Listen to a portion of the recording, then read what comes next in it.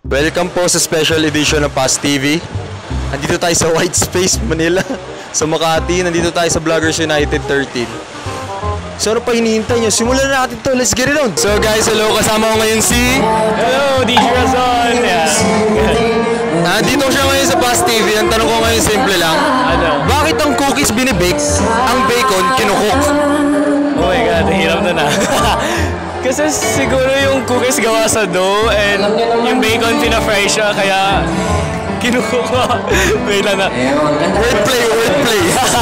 So, ano, ang cookies binibake, ang bacon kinukook. Bakit? Pwede din naman i-bake yung bacon. Pwede siyang ilagay sa oven. So, yun. Pwede siya i-bake. Ano? Wala. Okay. So, yun lang. Wala ba? Nashock ako. Iba yung sagot niya sa iba. So guys, kasama ko ngayon si Jollibee. Ang tanong natin ngayon manggagaling sa Twitter. Bakit ang cookies binibake, ang bacon kinukook? So guys, kasama ko ngayon si Aura.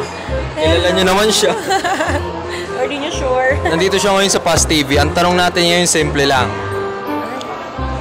Bakit ang cookies binibake at ang bacon kinukook? Ay, ang galing. Nakakainis. Kailangan talaga sumagot. Ang cookies binibake. Kinukook ang cookies at binibake ang bacon. Ang pangit pakinggan. So, balik na rin natin para mas catchy. Mas catchy. Wordplay lang, wordplay. Oo, ano lang yan. Napag-isipan nila yan mabuti eh. Parang bake natin yung cookies, cook natin yung bacon. Diba? So guys, kasama ko po ngayon sina... Ciao, Cambo! Cambo guys! Ang tanong natin ngayon manggagaling sa Twitter. Bakit ang cookies binibake at ang bacon kinukook? Oh my God! Super! Binibake kasi gawa siya sa flour. Oh my God, di ko alam. Ano ang bacon? Yung bacon kasi siya. Kaya binibake na meat. Di ko alam. Naloka ka doon. Grabe ka. Grabe yun naman yung mga kasaswag. So guys, kasama ko ngayon si Kuya Christian. Siya yung MC dito ngayon sa Vloggers United 13. Ang tanong ko ngayon simple lang. Kung meron kang tatlong ngipin, ano gusto mo? Magkakahiwalay o magkakadikit? Ang gusto ko, magkakahiwalay kasi I need space. Para may hugot yung tanong. Ay, yung sagot. Oo nga eh. Siyempre kailangan ng hugay. Kailangan witty. Siyempre ginest mo ako sa vlog mo. Kailangan witty tayo. Baka mawali ako eh. So guys, kasama ko ngayon si Victor Basa. The one and only. Ang tanong ko ngayon simple lang. Kung meron kang tatlong ngipin, ano gusto mo? Magkakadikit o magkakahiwalay? Kakadikit na lang siguro. Bakit? At least yung magagamit mo, hindi yung parang... Mahirap si Pio yun, di ba? Diba? So guys, kasama ko ngayon si Baninay. Hello po! Ay, ano yun? Microphone? Yes! Tanong natin yung simple lang. Manggagaling siya sa Twitter. Kung meron kang tatlong ngipin, ano gusto mo? Magkakadikit o magkakahiwalay? Magkakadikit. Bakit? Parang... Kaya nga po ako nag-braces para magdikit-dikit eh. Pero tatlo lang ngipin mo. Ano gusto mo? Nasa kaliwa, kanan, gitna? Gitna po! Para pag umismile kita. Ang hirap ngumuyan. Kung tatlo lang yung ngipin mo, ano gusto mo? Magkakadikit o magkakahiwalay? Sobrang shocked ako doon. Magkakadikit na lang para pag nag-smile ka na, no? Tsaka para madali mag-toothbrush, di ba? Oo, para madali. So, i-plug mo naman yung channel mo. Hi, my name is Avi Lovinit and I make travel vlogs. So if you wanna check it out, it's Avi Lovinit on YouTube. Hope you can subscribe. Ano mas marami? Sangkatutak o sandamakmak? Feeling ko sandamakmak. Bakit? Kasi feeling ko yung sandamakmak, maga naisip ko siya, mas naisip ko mga bulto-bulto eh. So, yun. So, plug mo naman yung vlog mo. Guys, follow me on IG, DJ Razon, and check out my blog post at djrazon.com. Thank you. Ano mas marami? Sangkatutak o sandamakmak?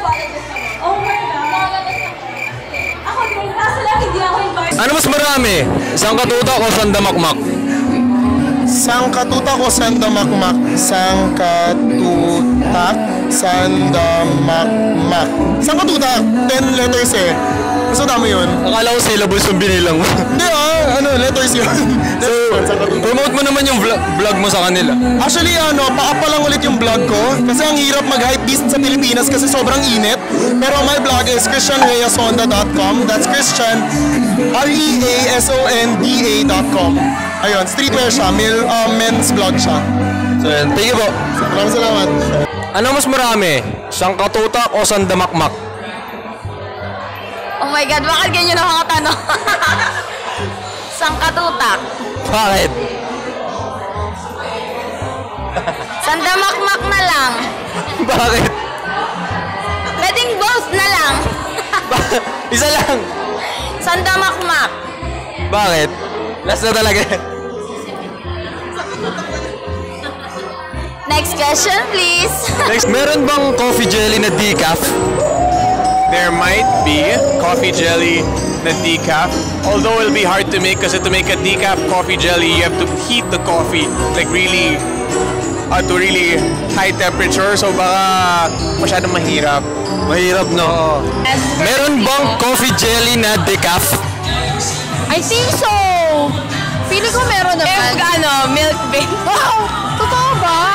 Or if mas marami yung milk, madidikap siya naman.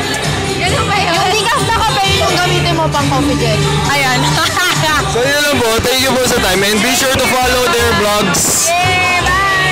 Meron bang coffee jelly na decaf? Coffee jelly na Decaf. decaffeinated. Hindi coffee jelly yun. Buko pandan yun, Beshi. Buko pandan. Bakit? Eh, decaffeinated. Walang coffee. Bakit coffee jelly? Ano na yon? Jelly Ace na lang yon. Jellies. Okay na yun. Next question. Kung bibigyan ka ng pagkakataon maging animal, bakit aso? Gusto ko na aso talaga. Nalaman. So ang galing nung nagtanong sakto. Bakit?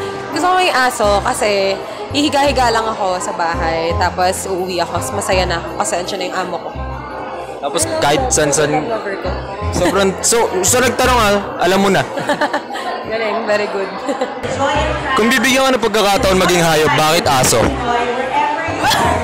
Kasi Kasi cute ako doon. matalino yan. Compare sa ibang animals. Natatrain sila. Yes. Ganon. Parang tao nag-aaral. Ganon. Same. So dahil madali silang i-train. Yes. And So Mag-train na sila.